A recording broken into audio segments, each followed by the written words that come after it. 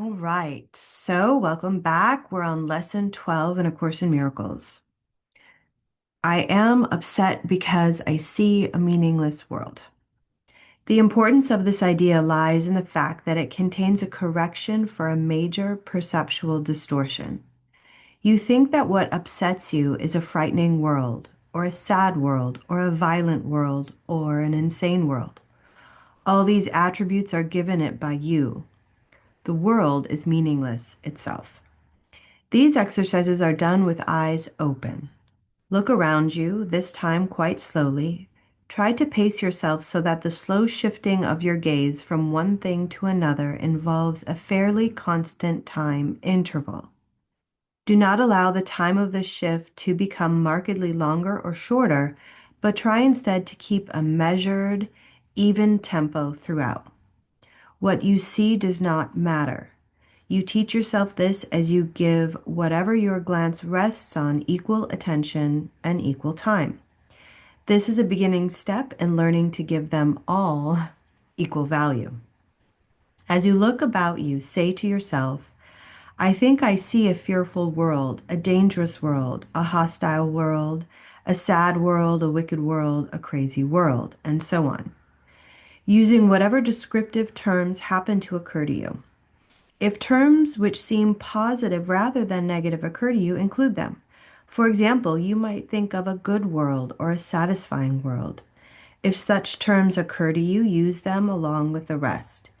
You may not yet understand why these, quote, nice adjectives belong in these exercises, but remember that a, quote, good world implies a bad one, and a satisfying world implies an unsatisfying one. All terms which cross your mind are suitable subjects for today's exercises. Their seeming quality does not matter.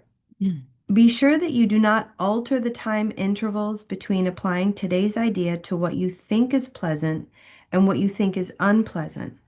For the purposes of these exercises, there is no difference between them.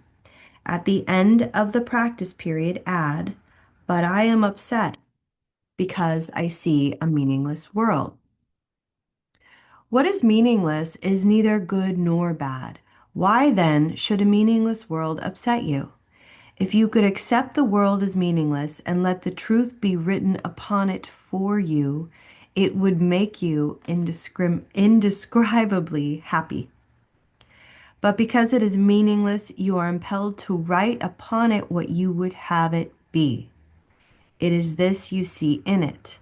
It is this that is meaningless in truth. Beneath your words is written the word of God. The truth upsets you now, but when your words have been erased, you will see His. That is the ultimate purpose of these exercises. 3 or 4 times is enough for practicing the idea for today, nor should the practice periods exceed a minute. You may find even this too long. Terminate the exercises whenever you experience a sense of strain.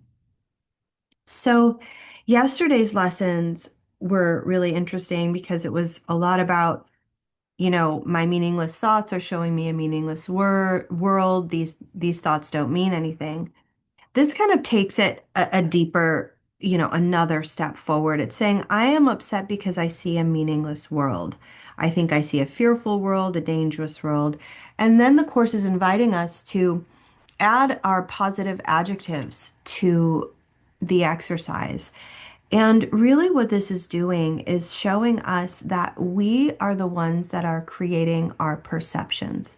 When we take responsibility for that and when we begin to retrain our minds, we get to reframe everything that we see from his in the course. It talks about his perspective.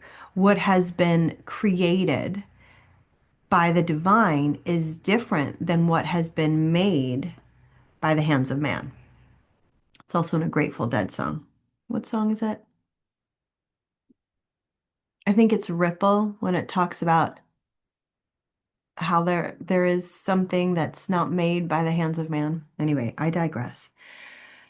But I think what's important about this lesson is to realize that you are the one that has the power to change, that what it's saying here, what is meaningless is neither good nor bad. What then should a meaning, why should it upset you? So we talked in the last few lessons about really honing in this position of being the observer.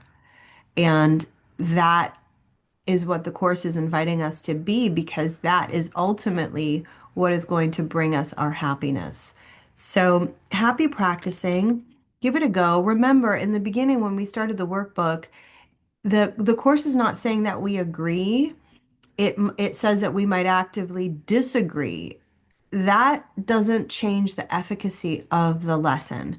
So simply practice it and give it a go. I had a really interesting, on a personal note, conversation with my husband, and I could tell that he was struggling with something. And I, it was just like, how sometimes someone is just a little bit extra rough, or there was something a little bitey around the edges. And immediately I started to see myself have thoughts about that. And so I reminded myself of what we talked about yesterday. My thoughts about this don't mean anything. So, and then I invited him to look at that. So, whatever was bothering him, is it your thoughts about work? Is it your thoughts about the weather? Is it your thoughts about A, B, and C? Well, guess what? They don't mean anything. They are the surface thoughts that are constantly trying to distract us from what is beneath, which is the thoughts of love, which is reality with a capital R, as we're beginning to uncover in our studies together. So, food for thought, happy practicing, and I will see you in the next one.